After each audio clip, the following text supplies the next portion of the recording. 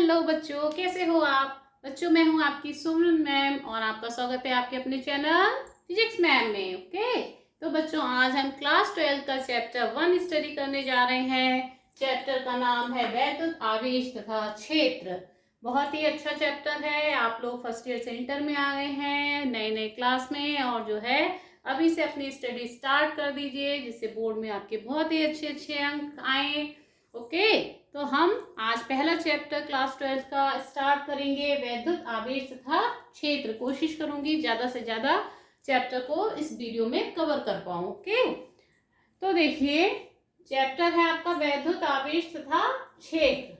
तो सबसे पहले हम समझेंगे वैद्युत आवेश क्या होता है। बच्चों, आप जो है बिजली का यूज करते हैं, पंखे का, लाइट का, एसी का, तो ये सब क्या है?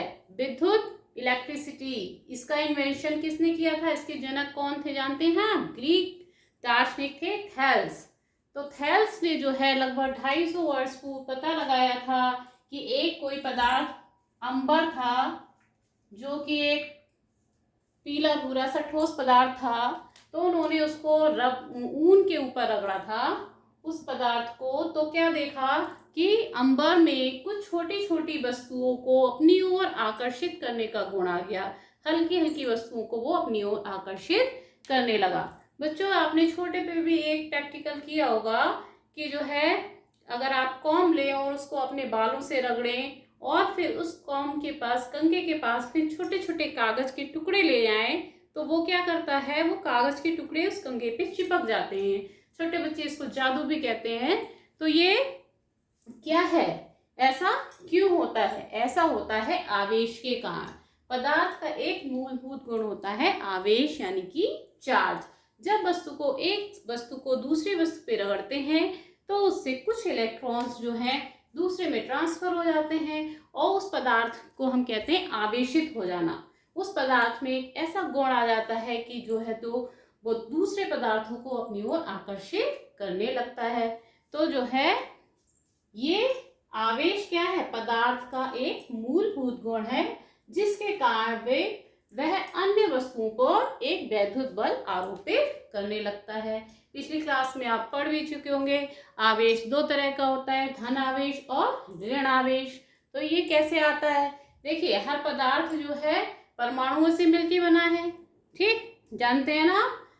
और परमाणु किससे मिलके बना है? परमाणु इलेक्ट्रॉन, प्रोटॉन और न्यूट्रॉन से मिलके बना है। देखिए, परमाणु में क्या होता है? नाभिक होता है। नाभिक में क्या होता है? प्रोटॉन और न्यूट्रॉन। प्रोटॉन धन आवेशित, न्यूट्रॉन न्यूट्रल। और उसके चारों ओर जो है क्या चक्कर लगाते हैं? इलेक्ट्रॉन। इलेक्ट्रॉन कैसे होते हैं? ऋण आवेशित। तो जो परमाणु होता है उसमें जितने प्रोटॉन होते हैं उतने ही इलेक्ट्रॉन होते हैं। तो परमाणु कैसा होता है? उदासीन। लेकिन अगर हम उसमें से कुछ इलेक्ट्रॉनों को बाहर निकाल दें तो क्या होगा? उस पर प्रोटॉनों की मात्रा ज्यादा हो जाएगी, प्रोटॉनों की संख्या, तो वो पदार्थ कैसा हो जाएगा? धनावेशित। अगर उसको हम बाहर से इलेक्ट्रॉन दे दें तो क्या होगा? उस पर इलेक्ट्रॉन ज्यादा हो जाएंगे, तो वो पदार्थ कैसा कहलाएगा? ऋण आवेशित। तो इस तरह से आवेश दो तरह का होता है, धनावेश और ऋण आवेश। ठीक, तो आवेश क्या है? पदार्थ का ऐसा मूलभूत गुण है। जैसे कि पानी का गुण होता है बहना, ऐसे ही पानी क्या है? बहना पानी का मूलभूत गुण है। उसी तरह से आवेश भी पदार्थ का मूलभूत गुण है जिसके कारण वो जो है अन्य वस्तुओं को अपनी ओर आकर्षित करने लगता है, ठीक, या फिर अन्य वस्तुओं पे वैद्युत बल आरोपित करने लगता है। ठीक, अगर कोई धनावेशित वस्तु है उसके पास में हम दूसरी धनावेशित वस्तु को ले जाएंगे तो वो उसको क्या करेगी? दूर करेगी। समान आवेशों में जो है वो प्रतिकर्षण बल होता है। इस बल को हम क्या कहेंगे? प्रतिकर्षण बल। और अगर एक धनावेश है और दूसरा ऋण आवेश है, उनको हम पास लाएंगे तो क्या होगा? उनके बीच में कौन सा बल लगेगा? आकर्षण का बल। ठीक, तो इस चीज को हमेशा ध्यान रखिएगा कि अगर समान आवेश है तो उनके बीच में प्रतिकर्षण बल, और विपरीत आवेश है तो उनके बीच में आकर्षण बल लगता है। ठीक, तो इसी तरह से अंबर के जैसे और भी पदार्थ होते हैं, जैसे कांच है। कांच को रेशम के कपड़े पे रगड़ते हैं तो जो है कांच धनावेशित हो जाता है।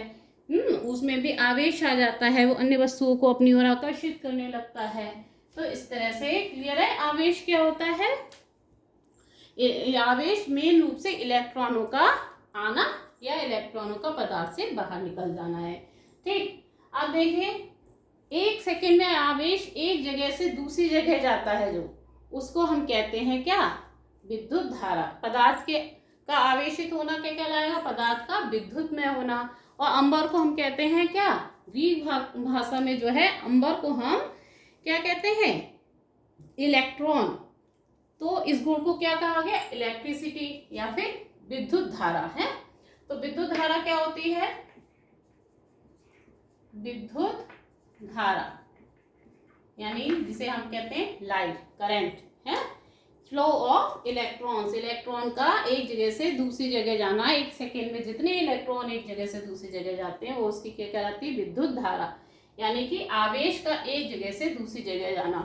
तो विद्युत धारा को हम क्या कहेंगे? आवेश का प्रवाह या आवेश बटे समय। ठीक, विद्युत धारा बराबर क्या होगा? आवेश बटे समय। विद्युत धारा को काय से लिखते हैं? आई से। आवेश को हम किस अक्षर से लिखते हैं? क्यू से। आवेश को किससे रिप्रेजेंट करते हैं? क्यू से। इसका मात्रक क्या होता है आवेश का? कूलाम। क्या मात्रक होता है? कूलाम। ठीक, और ये आपका आवेश हो गया क्यू, और समय को किससे लिखते हैं? टी से। तो ये आपका क्यू बराबर क्या हो जाता है? I T. आवेश बराबर विद्युत धारा गुणा समय है, या विद्युत धारा बराबर आवेश गुणा समय, क्यू बराबर आई टी। ठीक, यहाँ आई का मात्रक क्या होता है? एम्पियर, और समय का मात्रक होता है सेकेंड। तो एक आवेश का मात्रक हो गया कूलाम, एक आवेश का मात्रक हो गया एम्पियर सेकेंड। फॉर्मूला आपका Q is equal to I t हो गया। ठीक है, क्लियर हो गया। आवेश के प्रकार क्या होते हैं? आवेश का मात्रक। अब देखिए एक आपका आवेश संरक्षण का नियम। वैद्युत आवेश का संरक्षण क्या होता है? देखिए आवेश को हम ना ही उत्पन्न कर सकते हैं और ना ही नष्ट। जब दो वस्तुओं को आपस में रगड़ते हैं तो जो है एक आवेशित धनावेशित वस्तु हो जाती है, दूसरी ऋण आवेशित हो जाती है। तो इसको हम कहते हैं आवेश संरक्षण का नियम। क्या कहते हैं? आवेश संरक्षण का नियम। आवेश को ना ही उत्पन्न किया जा सकता है और ना ही नष्ट किया जा सकता है। जब दो वस्तुओं को आपस में रगड़ते हैं तो जो है एक पे धन आवेश और दूसरे पे ऋण आवेश उतना ही उत्पन्न हो जाता है। ठीक है, अब देखिए नेक्स्ट, इसमें बहुत इंपॉर्टेंट टॉपिक है क्वांटम प्रकृति आवेश की। इसको इरेज करते हैं। देखिए बच्चों, अभी कभी आप दुकान पे पेंसिल लेने जाएं तो आपको दुकानदार क्या देगा? एक पेंसिल देगा या दो पेंसिल देगा या तीन देगा। आपको आधी पेंसिल दे दे, चौथाई पेंसिल दे दे, पौन पेंसिल दे दे, ऐसे देगा? नहीं देगा।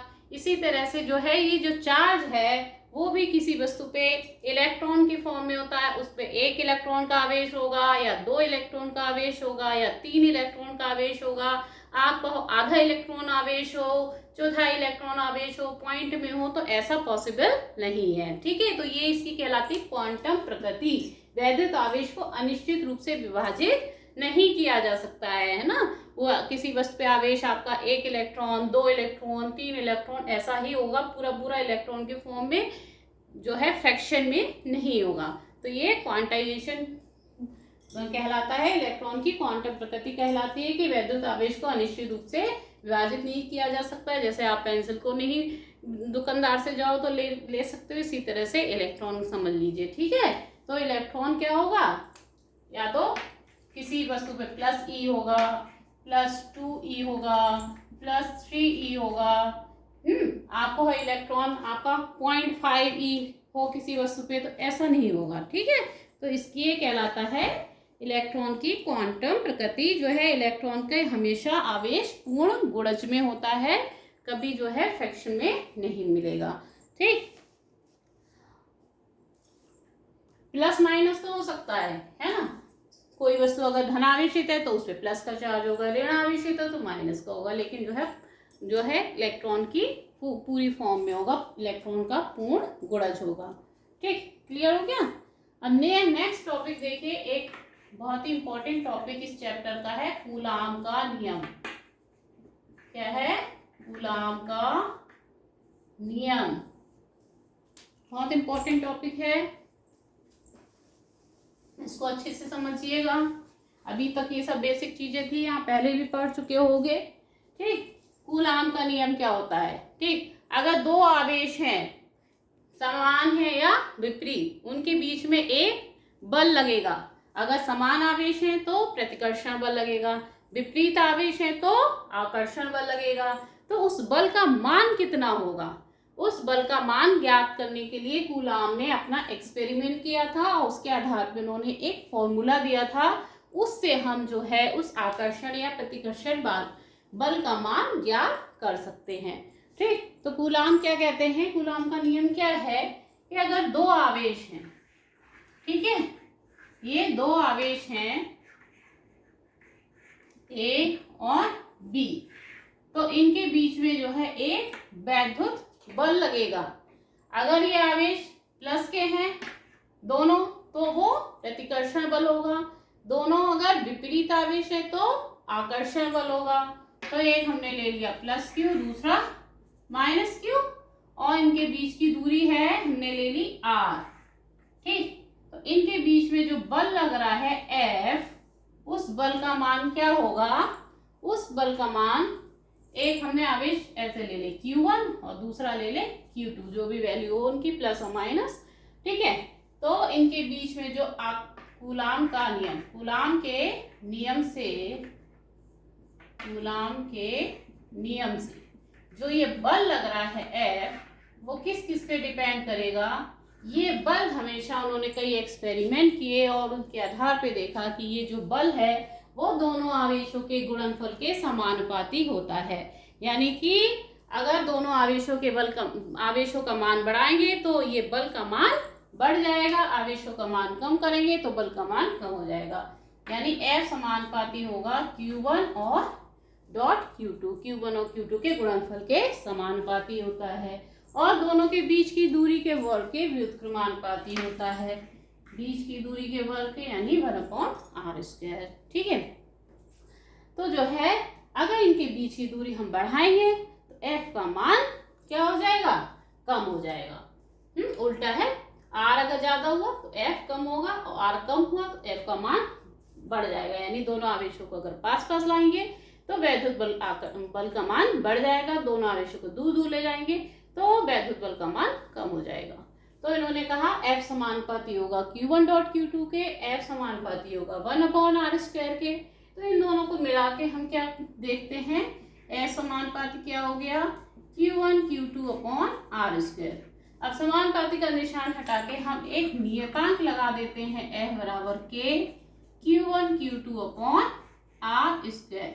इसका मान उन्होंने कितना निकाला, K की वैल्यू उन्होंने निकाली, नीचे नहीं दिख रहा है,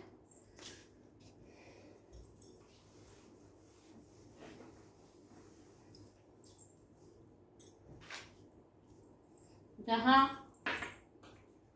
K की वैल्यू निकाली उन्होंने 1/4πε0, और इसका मान होता है 9 × 10⁹ K का मान। ठीक, 1/4πε0 या फिर 9 × 10⁹ इसको हम क्या कहते हैं, कूलाम नियतांक।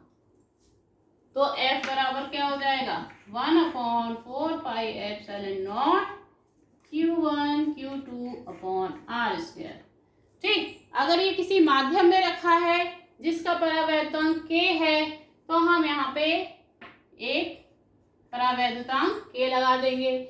ε0 क्या है, निर्वात की विद्युतशीलता है। ε0 क्या है, निर्वात की विद्युतशीलता है, जिसका मतलब होता है कि निर्वात अपने भीतर वैद्युत क्षेत्र उत्पन्न होने का कितना विरोध करता है, वो कहलाती है निर्वात की वैद्युतशीलता। और K क्या है, परावैद्युतांक है, हवा या निर्वात के लिए K का मान 1 होता है। तो आपका फॉर्मूला क्या निकला, F = 1/4πε0 K Q1 Q2/r²। तो ये आपका कूलाम का नियम है, कूलाम का फॉर्मूला है। ठीक है, एप्सिलॉन नॉट की वैल्यू हम यहाँ से निकाल सकते हैं और एफ का मात्रक क्या होगा, न्यूटन। ठीक है, अगर हमें ये तो आप अच्छे से याद कर लीजिए, कूलाम का नियम क्या है, F is equal to 1/4 pi epsilon naught के Q1 Q2 upon R square. अगर F जो है Q1 और Q2 के गुणनफल के समानुपाती और उनके बीच की दूरी के वर्ग के व्युत्क्रमानुपाती होता है। एप्सिलॉन नॉट क्या है, निर्वात की विद्युतशीलता है। एप्सिलॉन नॉट का मान हम कैसे निकाल सकते हैं, देखिए ऐसे निकाल सकते हैं, 1/4 pi epsilon naught is equal to कितना है, 9 × 10⁹ है।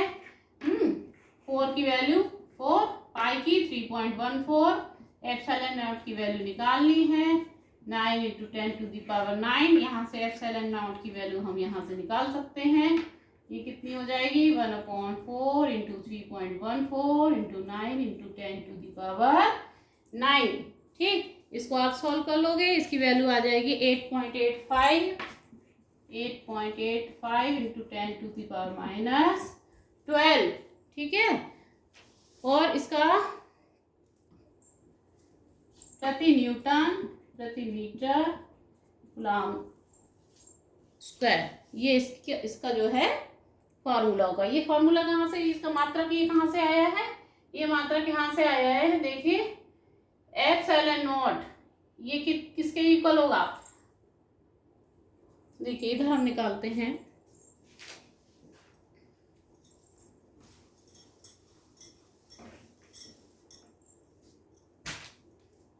देखिए यहाँ से epsilon naught is equal to क्या हो जाएगा, ये एप्सिलॉन नॉट को इधर ले आओ, एफ को यहाँ पे ले आओ, तो ये आपका हो जाएगा क्या, Q1 का मात्रक इंटू Q2 का मात्रक बटे ये इधर आ गया, F यहाँ आ गया, F का मात्रक इंटू R स्क्वायर का मात्रक।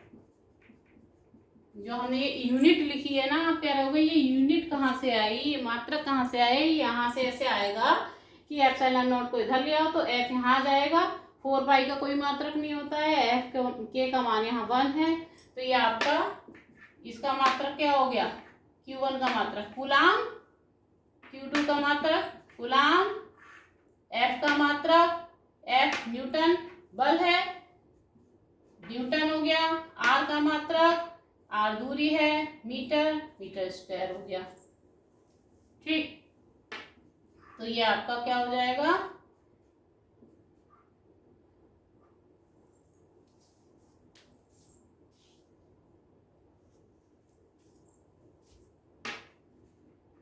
m⁻² और c स्क्वायर, यहाँ पे ये 2 होगा। ठीक है, तो इसकी यूनिट क्या आ गई, प्रति न्यूटन प्रति मीटर स्क्वायर कूलाम स्क्वायर, तो ये एप्सिलॉन नॉट की यूनिट आ गई है। ठीक है, इस फॉर्मूले से निकालेंगे। हाँ, इसका विमीय सूत्र भी हम निकाल सकते हैं, यहाँ से ही विमीय सूत्र भी निकल आएगा। देखिए चार्ज का विमीय सूत्र क्या होता है, A × T, Q = IT होता है, तो C की जगह हम ये इसका विमीय सूत्र A × T लिख देंगे। F बल का विमीय सूत्र क्या होता है, mL/T-2 क्या होता है, mL/T-2, और ये दूरी है, इसका क्या हो गया, L स्क्वायर। तो इसको सॉल्व कर लो, कितना हो जाएगा, m ऊपर आया, m⁻⁻1, L और L स्क्वायर क्या हो जाएगा, L³ को ऊपर लाएंगे, L⁻⁻3, फिर T देखिए यहाँ पे एक T ये है, 2 ये आ गए, तो T⁻2 ये और 2 ऊपर ये प्लस की हो गई, तो 4 हो गई, और A रह गया A²। तो ये इसका क्या आ जाएगा, विमीय सूत्र m-1 L-3 T⁴ A²। तो ये आपका, ये तो आपका आ गया एप्सिलॉन नॉट का मात्रक, और ये क्या आ गया, एप्सिलॉन नॉट का विमीय सूत्र। तो बच्चों एक एक नंबर में ऐसे कुछ भी पूछ सकते हैं आपसे एग्जाम में, है ना। एप्सिलॉन नॉट का विमीय सूत्र पूछ सकते हैं एक नंबर में, उसका मात्रक पूछ सकते हैं, उसका मान पूछ सकते हैं। तो ये छोटी छोटी चीजें हैं, इनको अच्छे से ध्यान रखिएगा। ठीक, और कूलाम का नियम तो है इम्पोर्टेंट। ओके, नेक्स्ट आपका देखिए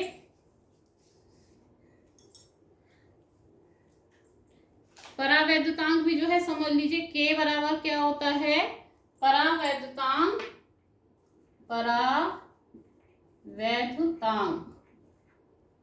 परावैद्युतांक के, इसे कैपिटल के से लिखते हैं। अच्छा, कैपिटल के से। और ये वाला जो के होता है ये स्मॉल के होता है, के बराबर 1/4πε0। ठीक है, ये कूलाम का नियतांक है और ये परावैद्युतांक है, दोनों ध्यान रखिएगा। तो इसकी वैल्यू क्या होती है, ε/ε0। के बराबर एप्सिलॉन परावैद्युत की वैद्युतशीलता और ये निर्वात की वैद्युतशीलता। ठीक है, परावैद्युत की विद्युतशीलता और ये क्या हो गई, निर्वात की विद्युतशीलता। नीचे शायद दिख नहीं रहा होगा, विद्युतशीलता। और इसके का मान निर्वात के लिए जो है वो क्या होता है, 1 होता है, या वायु के लिए। ठीक, लेकिन उसकी जगह और कोई माध्यम है तो उसकी वैल्यू अलग होगी। ठीक, इसका स्क्रीनशॉट ले लीजिए। नेक्स्ट टॉपिक आपका, हम कूलाम के नियम को सदिश रूप देखेंगे कैसे लिखते हैं।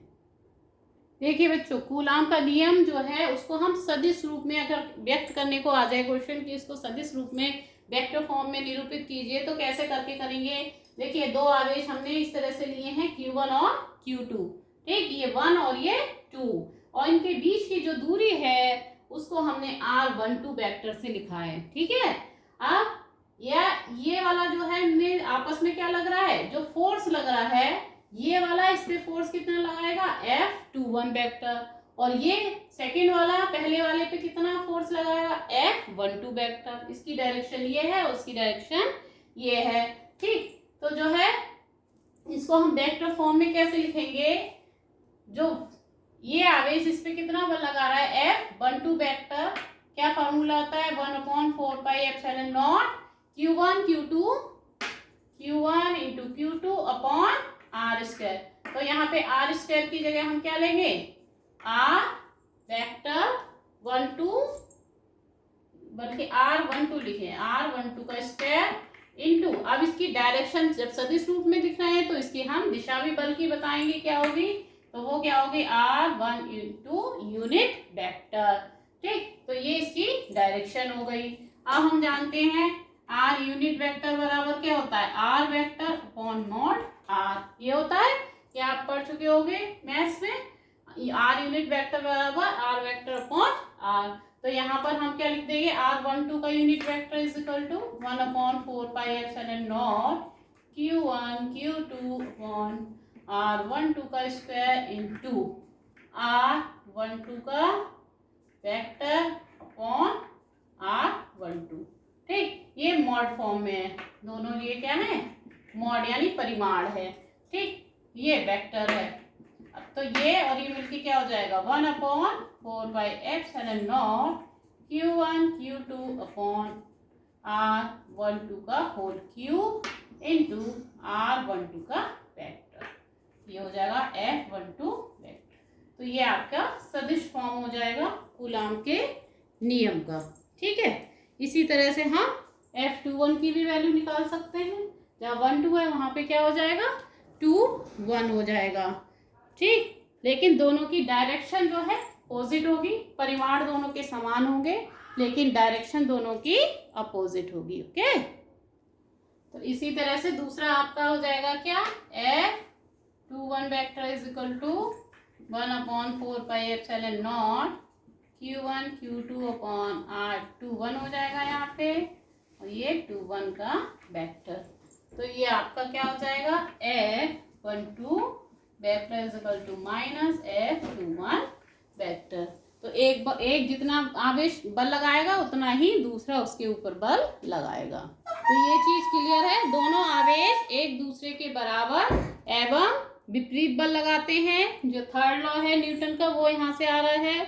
और स्थिर वैद्युत बल हमेशा कैसे होते हैं, केंद्रीय बल होते हैं।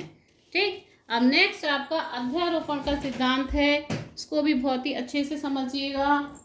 अध्यारोपण का सिद्धांत, इसका एक स्क्रीनशॉट ले लीजिएगा, बहुत ही इंपॉर्टेंट है ये भी। वेक्टर फॉर्म 1 नंबर में 2 नंबर में आ जाता है। देखिए बच्चों, ये भी बहुत ही इंपॉर्टेंट टॉपिक है, अध्यारोपण का सिद्धांत, प्रिंसिपल ऑफ सुपरपोजिशन। ठीक है, इसमें क्या है, क्या कहता है ये सिद्धांत, बहुत अच्छे से समझिएगा। अगर हमने कोई परीक्षण आवेश ले लिया Q0, कौन सा ले लिया हमने परीक्षण आवेश Q0, परीक्षण आवेश मतलब जिसपे हम टेस्टिंग करते हैं, टेस्टिंग चार्ज है, परीक्षण आवेश Q0 ले लिया, और जो है कुछ चार्ज है Q1, Q2, Q3, Q4, Q5 ऐसे Qn तक, वो चार्ज उस परीक्षण आवेश पे कुछ बल लगा रहे हैं, है ना। Q1 लगा रहा है F01, है ना, ये 0 और ये 1, तो ये को कितना लगा रहा है F01। Q2 कितना लगा रहा है F02, Q3 कितना लगाएगा F03, Q4 कितना लगाएगा F04, इस तरह से लास्ट में Qn कितना लगाएगा F0n। ठीक, इस तरह से जो है ये बल आरोपित कर रहे हैं अन्य चार्ज जो है परीक्षण आवेश के ऊपर। तो हम निकालना चाहेंगे कि कुल जो है बल कितना लग रहा है, एफ टोटल कितना लग रहा है, तो वो हम अध्यारोपण के सिद्धांत से निकालेंगे। क्या कहता है ये सिद्धांत कि जो एफ टोटल होगा वो क्या होगा, इन सबके योग के बराबर होगा, है ना। किसी निकाय में एक विशिष्ट आवेश पे लगने वाला जो कुल वैद्युत बल है एफ टोटल या F0, वो कितना होगा, अन्य आवेशों द्वारा लगाए गए अलग अलग बलों के सदिश योग के बराबर होगा। किसके बराबर होगा, उनके सदिश योग के बराबर होगा। इसी को अध्यारोपण का सिद्धांत कहते हैं। ठीक, तो इस परीक्षण आवेश पे अन्य जो चार्ज हैं, जो भी बल लगा रहे हैं, तो वो कुल कितना बल लगा रहे हैं वो हम कैसे निकालेंगे, उन बलों का हम सदिश योग कर देंगे, तो वो टोटल बल निकल आएगा। F0 बराबर कितना, F01 plus F02 plus F03, सारी वेक्टर फॉर्म में लेके इनको जोड़ देंगे, तो ये आपका कहलाता है प्रिंसिपल ऑफ सुपरपोजिशन, अध्यारोपण का सिद्धांत। कुल बल का मान हमें निकालना है, कई सारे चार्ज दिए हुए हैं, तो वो जो चार्ज हैं वो अलग अलग जितना भी बल लगा रहे हैं उस चार्ज के ऊपर, उन सबको हम वेक्टर फॉर्म में जोड़ देंगे, तो हमें F टोटल मिल जाएगा। इसको हम कहते हैं अध्यारोपण का सिद्धांत या प्रिंसिपल ऑफ सुपरपोजिशन। इसको राइट डाउन कर लीजिएगा। अब देखिए, कूलाम का नियम आपको समझ में आ गया है, अध्यारोपण का सिद्धांत, वेक्टर फॉर्म, सब चीजें। अब हम कुछ इनके करेंगे न्यूमेरिकल्स। ठीक है, इन्हीं फॉर्मूलों पे बेस्ड बहुत ही इंपॉर्टेंट न्यूमेरिकल जो बोर्ड एग्जाम में अक्सर पूछे जाते हैं, उस तरह के न्यूमेरिकल्स में कराऊंगी। ठीक, इसके बाद फिर हम और टॉपिक करेंगे। ठीक, तो यहाँ तक देखिए न्यूमेरिकल सब इसके बाद में एक करते हैं, फिर हम नेक्स्ट और टॉपिक्स लेंगे इस चैप्टर के। ये नोट कर लिया, इसको इरेज कर देते हैं और हम एक सवाल लिखते हैं, उसको सॉल्व करेंगे। इम्पोर्टेंट सवाल कराऊंगे जैसे कि आपके बोर्ड एग्जाम में जिनमें से अक्सर पूछे जाते हैं। ठीक है, देखिए बच्चों, न्यूमेरिकल बहुत ही इम्पोर्टेंट है, ये बोर्ड एग्जाम में कई बार पूछा गया है। 2 बिंदु आवेश है प्लस 9e, एक आवेश है 9e और दूसरा है e। ठीक, प्लस 9e और प्लस e एक दूसरे से 16 सेंटीमीटर की दूरी पे रखे हैं। इनके बीच में एक आवेश q को हमें रखना है ऐसी जगह पे जिससे कि वो संतुलन की अवस्था में हो जाए। ठीक, तो क्वेश्चन जरा 2-3 बार पढ़िए और समझने की कोशिश करिए कि इसमें जो है क्या पूछा गया है। 2 बिंदु आवेश प्लस 9e और प्लस e एक दूसरे से 16 सेंटीमीटर की दूरी पे है। इनके बीच एक आवेश q को कहाँ रखा जाए कि वह संतुलन में हो। तो हमने एक डायग्राम बनाया, 2 आवेश बनाए, कितने कितने हैं, प्लस 9e और प्लस e। ठीक, एक दूसरे से कितनी दूरी पे रखे हैं, 16 सेंटीमीटर की दूरी पे। ठीक, इनके बीच में हमने एक आवेश ये q मान लिया, यहाँ पे रखा गया है। ठीक, यहाँ से इसकी दूरी मान ली x दूरी पे रखा है, ये x दूरी पे रखा है, जिससे ये संतुलन की अवस्था में है। इसका मतलब जो है इधर जो बल है और इधर बल है, दोनों बलों के मान आपस में बराबर होंगे, तभी ये संतुलन की स्थिति में होगा। ये 2 आवेश हैं, इनके बीच में कुछ बल लग रहा है वैद्युत बल, ये 2 आवेश हैं, इनके बीच में कुछ वैद्युत बल लग रहा है। इन दोनों के मान जब बराबर होंगे तो वो आवेश कैसा होगा, संतुलन की अवस्था में होगा। ठीक। तो इधर से ये x दूरी ले ली, तो इधर से ये वाली दूरी कितनी रह जाएगी 16 माइनस एक्स, क्योंकि बीच की कुल दूरी कितनी है 16। ठीक है। अब कूलाम का नियम लगा दें। दो आवेशों के बीच में वैद्युत बल किससे निकालते? कूलाम के नियम से निकालते। कूलाम का नियम क्या कहता है? F1 इक्वल टू कितना हो जाएगा 1/4πε0, यानी इसकी सीधे वैल्यू लगा दे कितनी 9 इंटू 10⁻⁴ लगा दें। Q1 Q2 upon are square. Q1 कितना है 9e और Q2 कितना है Q अपॉन आर स्क्वायर कितना है बीच की दूरी x स्क्वायर। ये समीकरण हो गई एक। इन दोनों के बीच में हमने बल निकाल लिया। अब इन दोनों के बीच में बल निकाले F2, वो कितना हो जाएगा 9 इंटू 10⁹ और ये कितना है Q और दूसरा कितना है E, QE अपॉन बीच की दूरी कितनी है 16 माइनस एक्स का होल स्क्वायर। अब संतुलन की स्थिति में क्या हो जाएगा? संतुलन की स्थिति में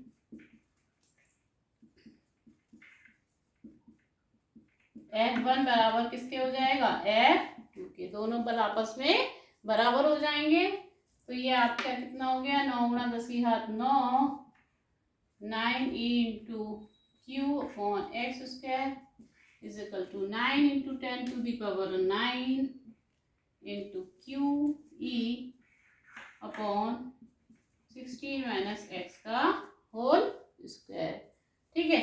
ये देखिए पूरा कैंसिल हो जाएगा और QE यहाँ भी है, QE यहाँ भी है, ये भी हट जाएगा। यहाँ से क्या रह जाएगा 9 अपॉन एक्स स्क्वायर और यहाँ से क्या रह जाएगा 1 अपॉन 16 माइनस एक्स का होल स्क्वायर। इसको तो सॉल्व कर ही लेंगे।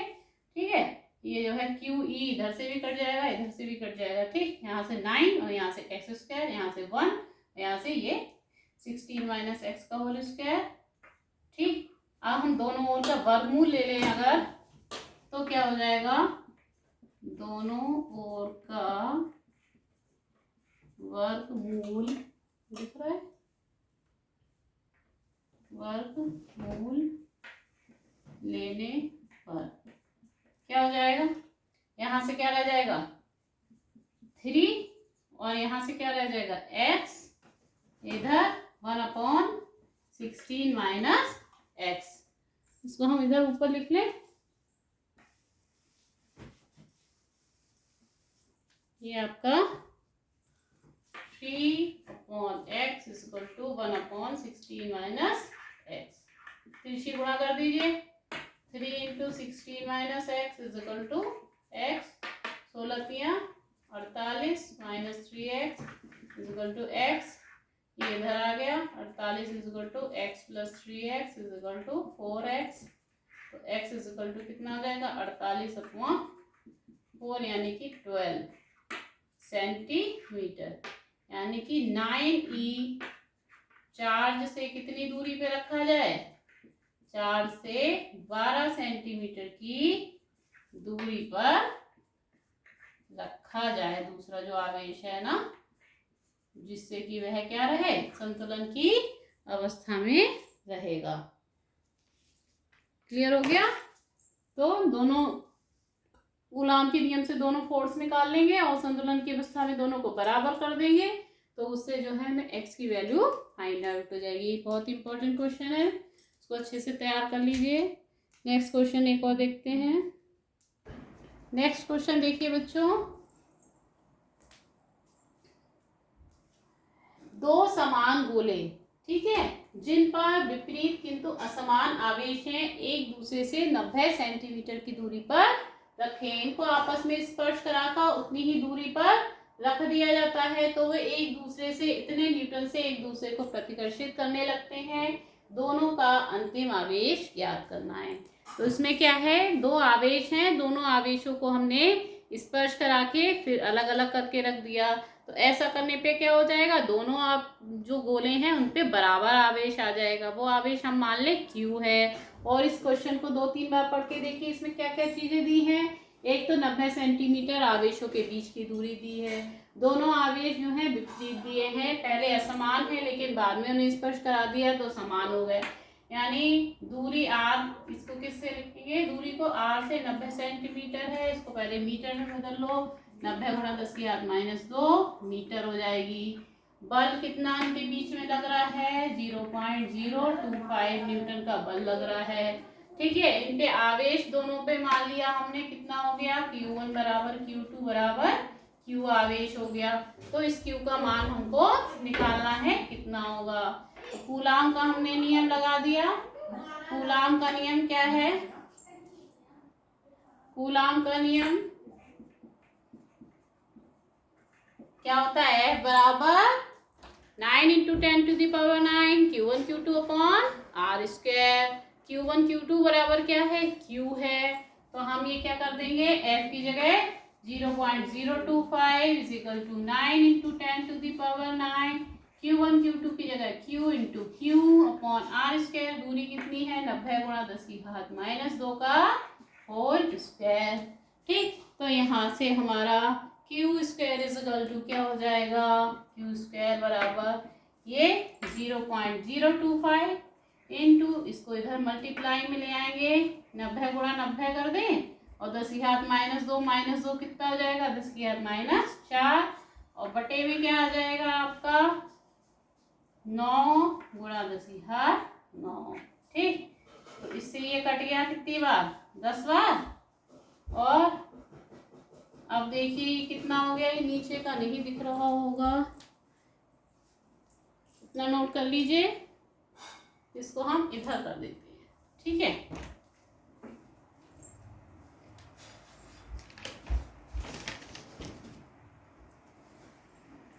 Q स्क्वायर इक्वल टू हो जाएगा, ये देखिए आपका 10 से इसमें मल्टीप्लाई कर दो, इधर इसके 10 से कर दो, तो ये हो जाएगा कितना 2.5 इंटू 9 और 10 की पावर 4 ये है, 9 ये है, कितनी हो जाएगा 13। इतना आपका ही हो जाएगा।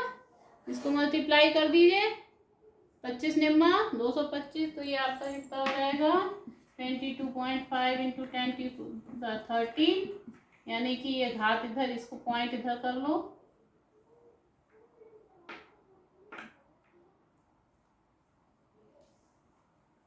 इसको क्या करेंगे -13 ही है, एक घात इधर ले आएंगे, 2.25 इंटू 10⁻12 कर देंगे। ठीक है, Q स्क्वायर इक्वल टू, तो Q की वैल्यू क्या हो जाएगी, √ में हो जाएगी 2.25 इंटू 10⁻12, ये आ जाएगा कितना 1.5 इंटू 10⁻6 कूलाम। ठीक, इतना आवेश आ जाएगा। अब दोनों पे कितना बराबर आवेश हो जाएगा, 1.5 इंटू 10⁻6 कूलाम का। ठीक है, क्लियर हो गया बच्चों। तो इतने ही रहने देते हैं इस वीडियो में, नेक्स्ट इसकी अगली वीडियो में इस चैप्टर को कंप्लीट कर देंगे। ठीक है, और इसको आप अच्छे से तैयार कर लीजिएगा, वीडियो बहुत लंबी हो रही है, इसको 2 पार्ट में कर दे रहे हैं, एक पार्ट ये, नेक्स्ट जो इस चैप्टर का पार्ट दूसरा कर देंगे। बहुत ही अच्छा चैप्टर है, बहुत ही इंपॉर्टेंट चैप्टर है क्लास 12 का, आप अच्छे से इसको स्टडी कीजिएगा। अगर कहीं कोई डाउट है तो आप कमेंट करके मुझसे पूछ सकते हैं। ठीक है, और इसको जो है अपने फ्रेंड्स को बताइए चैनल के बारे में, जिससे कि बच्चों को ज़्यादा से ज़्यादा नॉलेज आ जाए। ठीक है, थैंक यू।